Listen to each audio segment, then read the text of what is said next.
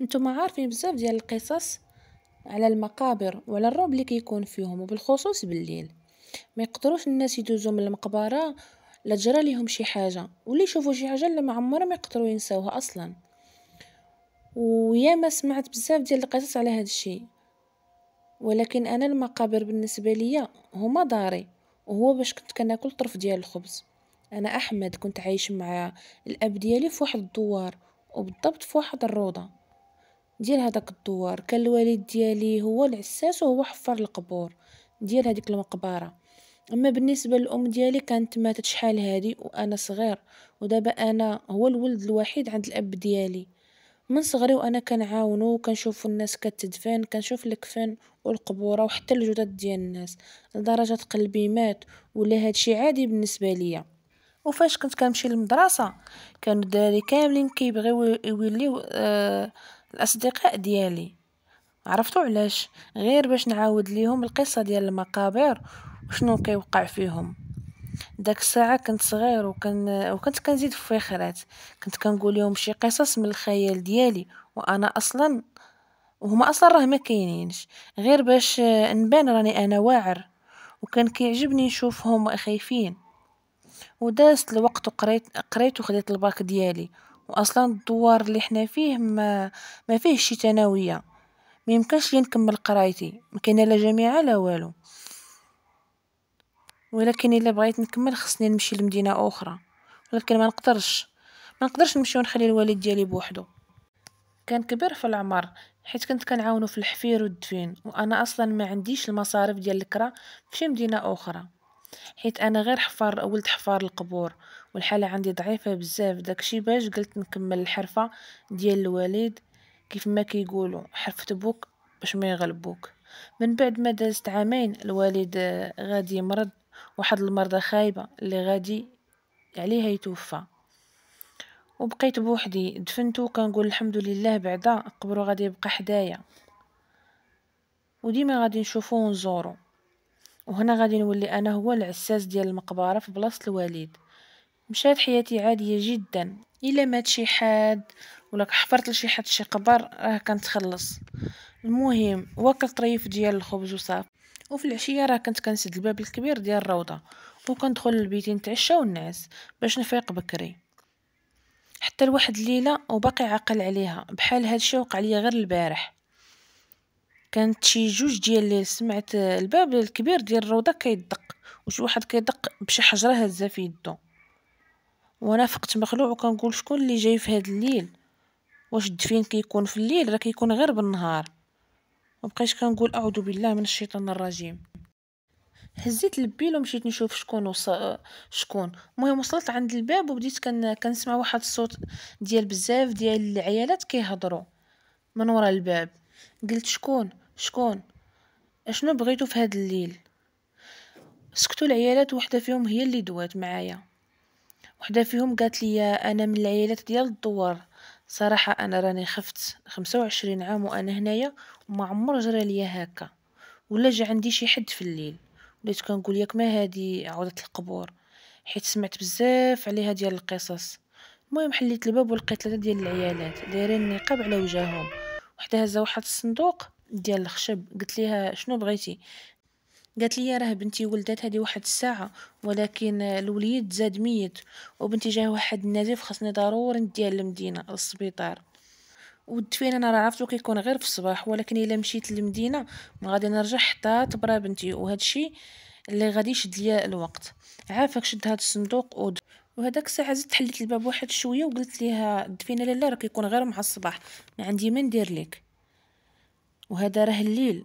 المهم بقات السيده كتطلب فيا وتبوس ليا في يديا وكانت كتبكي، وبقات فيا صراحه. قلت لها اري هذاك الصندوق وانا غادي ندفنو، كوني هانيه. وعطاتني الصندوق، ولكن انا الصندوق راه جاني خفيف بزاف. قلت لها واش مأكده بان الدري كاين وسط الصندوق؟ قالت لي الصندوق جاك خفيف ياك؟ قلت لها اه. قالت لي حيت هذاك المولود زاد قبل وقته، طاح لبنتي وهو عنده 6 شهور. المهم صراحة أنا تيقتها، حيت شفتها متأثرة وكتبكي وبقات فيا. وكان واحد القبر مهم كان واجد، حيت أنا ديما كنت كنحفظ لها ديال القبورة كنوجدهم، غير كيعمرو نعاود نحفر 3 اخرين. المهم دفنت الصندوق وقريت عليه القرآن وصليت عليه ودفنته، ورجعت للباب ديال المقبره نسدو، لقيت المراه اللي كانت مشات، ورجعت لبيتي وسديت عليا وكملت نعاسي.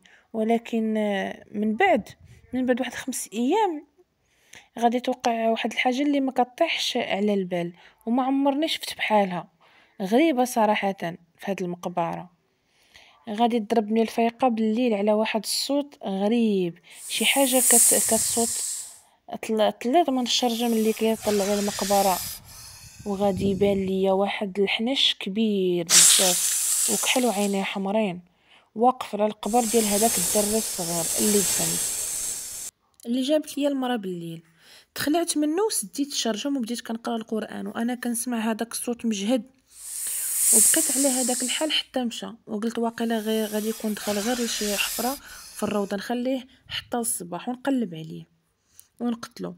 جا الصباح بديت كنقلب حدا القبر، ولكن ما لقيت حتى حفره في القبر ولا حتى القبوره اللي حداه.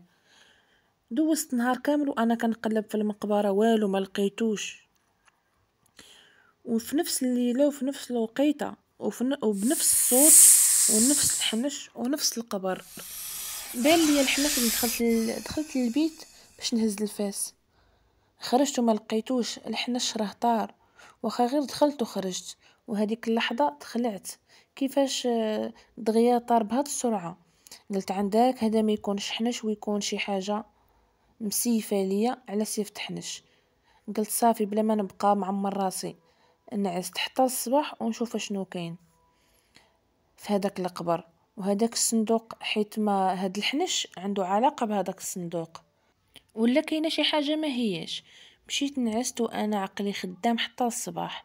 بانت الشمس وهزيت الباله والفاس، مشيت نيشان لهداك القبر بديت كنحفر فيه حتى جبت الصندوق اللي طالعه منه واحد الريحه يا لطيف.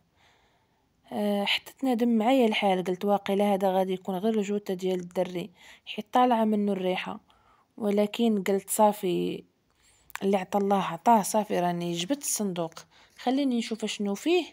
الا كان فيه غير الدري ردو للقبر. حلت الصندوق هنايا فين غادي نتصدم اكبر صدمه في حياتي. كان فيه واحد المش كحل ومخيطين ليه فمه، وحداه بزاف ديال التصاور وشي عجب وشي طلاسم مكتوبه، باين هادشي غتكون غير شي اعمال سحريه. المهم سديت هذاك الصندوق ومشيت للجامع حيت قريب ليا، ودخلت عند الفقيه قلت لي شوف لي هذا الصندوق اشنو فيه بعدا. وبعد ما عاودت ليه اشنو كاين قلبو وقال لي هادو راه اعمال شيطانيه يا ولدي. وبدا كيقرا على هذاك الشيء وكيعطي كيخوي عليه واحد الماء، وحل هذاك المش فمه وبدا كيجبد منه شي اوراق وتصاور واي حاجه كانت لداخل في الفم ديال المش. ورجع لي الصندوق وقال لي سير ولدي هذا حرقه دابا. رجعت للمقبره ودرت داكشي اللي قال لي الفقيه، حرقته وحرقت هذاك الصندوق حتى هو. وبقيت كنسول راسي واش صافي هاد الحناش ما بقاش غادي يرجع، صافي حتى الليل ونشوف واش غادي يجي ولا لا. راه كانت عنده علاقه بالصندوق الا ما جاش. بقيت كنتسنى الوقيته اللي كان كيجي فيها ديما ولكن ما جاش، وحتى صوتو راه ما كانش. قلت سبحان الله، وقريت شويه ديال القران ونعست ورجعت حياتي عاديه. من نهار حرقت الصندوق حتى دازت واحد السيمانه تقريبا باش حرقت الصندوق. واحد النهار مع الوحده ديال الليل كنسمع الدقان في الباب الكبير ديال الروضه، نط مخلوع تاني وكنقول شكون هذا تاني اللي جاي عندي في هاد الليل. قلت شنو شكون وانا كنسمع الصوت هذيك المراه تاني اللي كانت جابت لي الصندوق. قالت لي حل انا المراه اللي جبت لك داك الوليد باش تدفنو. حليت الباب وقلت لها عقلت عليك مرحبا بك شنو بغيتي. قالت لي عافاك الا ما وريني فين دفنتي الصندوق الله يرحم لك الوالدين. قلت لها راه دفنت وشنو بغيتيه ما يمكنش لي نعاود نرجع نجبدو. قالت لي راه طاحت لي فيه شي حاجه مني كنت بغيت ندفن هذاك الدري اولا بغيت نحط فيه الدري. قلت ليها بلاتي دخلت جبت ليها هذاك الرماد ديال الصندوق وقلت ليها راه حرقته هو وهذاك الشيء اللي كان فيه من سحور واي حاجه خايبه. شدت مني الصندوق وقلت ليها كي غادي ديروا مع الله باش غادي تلاقاو معاه كتعذبوا الانسان في حياته وهو في الدنيا. شدت مني الصندوق وشدت مني الرماد وهي معصبة وقالت لي والله تبعني باش تعرفني فين كنسكن حتى نقول ليهم راه بغا يتعدى عليا ونعيط ليك على الناس ديال الدوار ويجريو عليك. وهي تهرب. انا دخلت باش نكمل نعاسي في الصباح وغادي تجي واحد الجوتة ديال شي مرة عندها شي 50 عام او لا 45 عام. السبب ديال الموت ديالها هو الخنق، وحتى بقى ليها لاطراس ديال القجان في عنقها. وسولت الناس اللي جاو معاها قال لي لقاوها ميتة في دارها، وهذيك اللي لقاتها كتقول راه لقيت واحد الحنش كحل داير لها على عنقها حتى خنقها.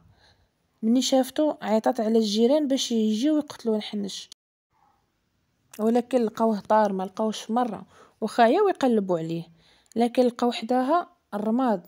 وقلت مع راسي اذا هذه هي المرأة مولات الصندوق. سبحان الله، الله ما عطلهاش وانتقم منها. ولكن كون غير حبسات هنا من نهار دفنت وبديت كنلقى نفس الحنش في نفس الوقيته فوق هذاك القبر ديال هذيك السيده، وكيصوت وكيدير شي اصوات كيخلعوا. من تم عرفت بان هذا راه ماشي حنش عادي، ومن كثرت ما بقى كيجي ولفت عليه ولا كيجيني داكشي عادي بالنسبه ليا.